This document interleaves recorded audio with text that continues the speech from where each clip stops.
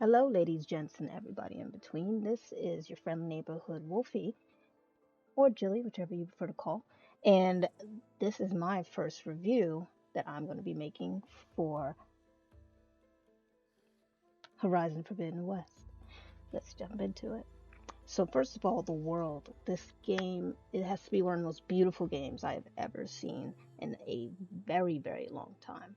I can't describe to you how taken aback I was every time I stopped to look at a scenery or just traveling through the world on my mount, whether it was on the back of a charger or on a bristleback. It was just amazing to just walk through this world and look at the greenery or the snowy mountains, or when you are, say, in the Daunt area and you have that mix of the fall season, just the colors. I mean, the colors. It's just that's all you can really say is the colors. This is the most vibrant looking game I've seen in such a long time. There's just so much life to it, and it just the more that you just stand there and stare, it just makes you want to keep going back and keep going back and keep just exploring more that they have to offer. And I can tell you that a lot of the reasons why the hours I put into this game was really just exploring. I couldn't get enough of whenever I saw like a little icon on my compass telling me that there's a question mark over here, there's something of interest. Normally in games, like it's very common in open world games to have what I call the Ubisoft bloat, where you just have an amount, a crazy amount of just icons all over a map, and a lot of the times they don't mean anything. They hold no real significance to the game itself.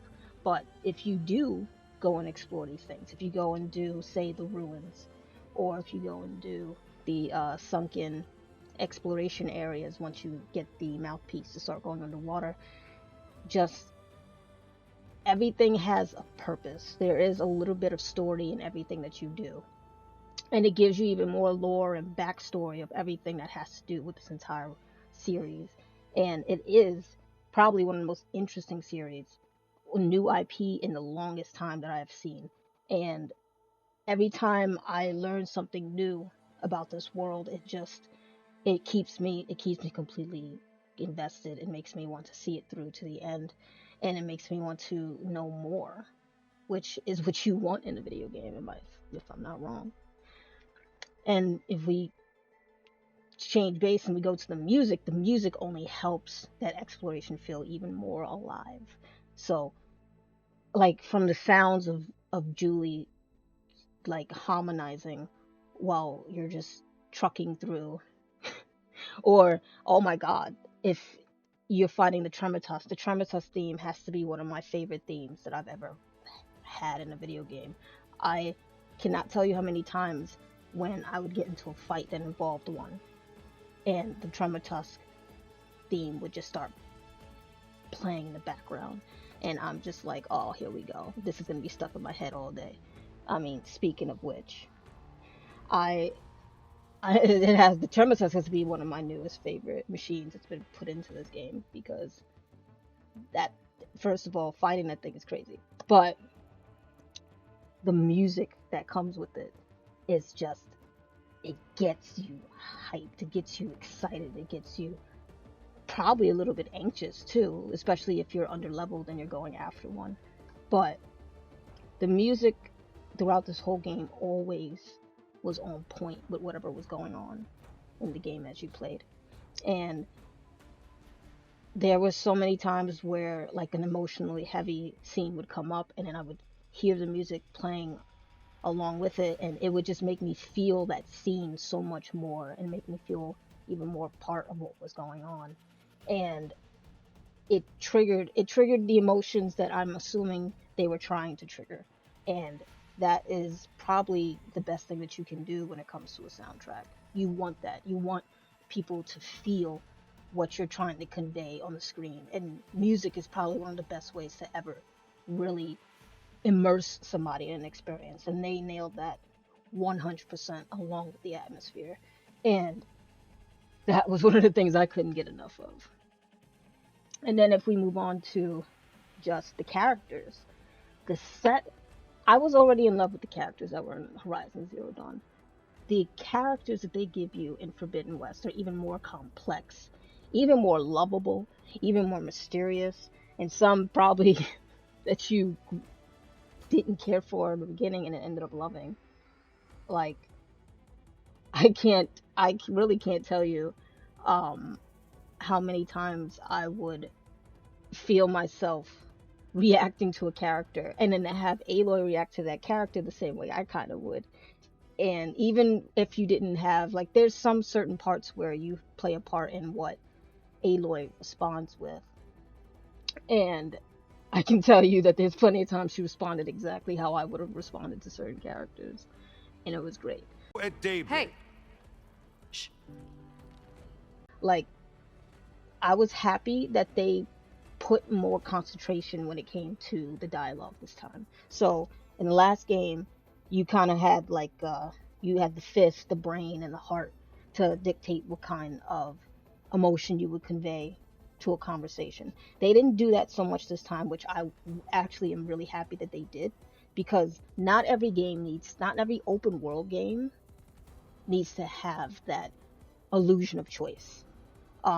Not every big AAA game needs to have that illusion of choice. Just let us play the story you want us to play. Just make sure that it's been played out correctly. And they did a bang up job with that. So there were, and it's like, I love the fact that they made it so that you have this home base where you have allies all over the place, but your main allies will be bunkered here in this space that you have. And there's also, like, as you open up portions of the game, even more portions of the base start to open up with it, and more pieces of the story unlock as you do so. And if you really take the time to talk to all the characters and just hear every branch of dialogue that there is, all of it is absolutely captivating. I would literally just spend hours talking to characters. It's literally, and I wouldn't even feel the time flying by. I would just be enjoying myself. And I honestly haven't felt that since maybe The Witcher 3. That was one of my favorite aspects of Witcher 3, was that I felt like I was really into the conversation and I was really invested in what they were talking about. And they did this so well with this game. So, like, I don't know how many people actually spent the time to do it, but I think that if you didn't, and if you are interested in playing again, definitely play again. Go back, not even just the characters in your base, there's characters all over that world where if you just sit and talk to them for a while, you'll learn so much more. And that to me is like a huge draw. It's absolutely a fantastic draw to any game. And then you have some very emotionally, like, I'm trying my best not to spoil anything, and I will definitely not spoil anything, but there are some really hard hitting parts of this game that have stuck with me, and I put in about 60 hours in total to both finish and platinum the game. So when I tell you that there was so many times in that game, even just the side quests, where I was just completely taken about by everything that was going on, and that not for me, you know how sometimes there's games where every task that you get just feels nitpicky, or just feels like, okay, you just have to do this to pad out the time. No, it never felt that way with this game. It never felt like my time was being wasted. It always felt like there was something I want to see through to the end with everything that I did. And that is also to me, that's a huge plus. If any game is able to do that, to me, that is a huge freaking plus. And they nailed this to the fullest with this game. You'll have character moments that they just really stay with you, especially if they're characters that you really enjoy. You'll end up just falling in love with them even more if you didn't already. So Regala is advertised to be playing this really huge part in the game, but she doesn't. She plays an important aspect of the game, but the level of which she does kind of depends on what you do.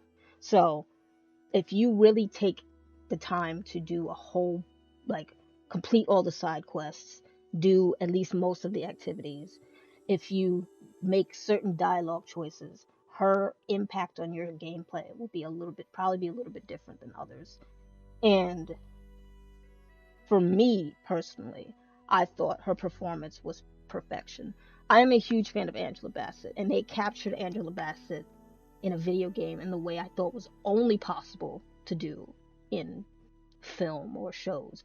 They captured Angela Bassett as Angela Bassett in this game, and that anyone who understands what I mean by that will understand how big of a deal that is, because her performances are always extremely powerful. She's always a standout. No matter what she's in, she's always a standout. And they still kept that vibe was still there. And the same thing can be said for Carrie-Anne Moss's character, which was Tilda. I wasn't expecting her to play the role that she played in the game. And if you really take the time to really flesh out all the characters that are in here, she was one of the ones that also was an absolute standout as well.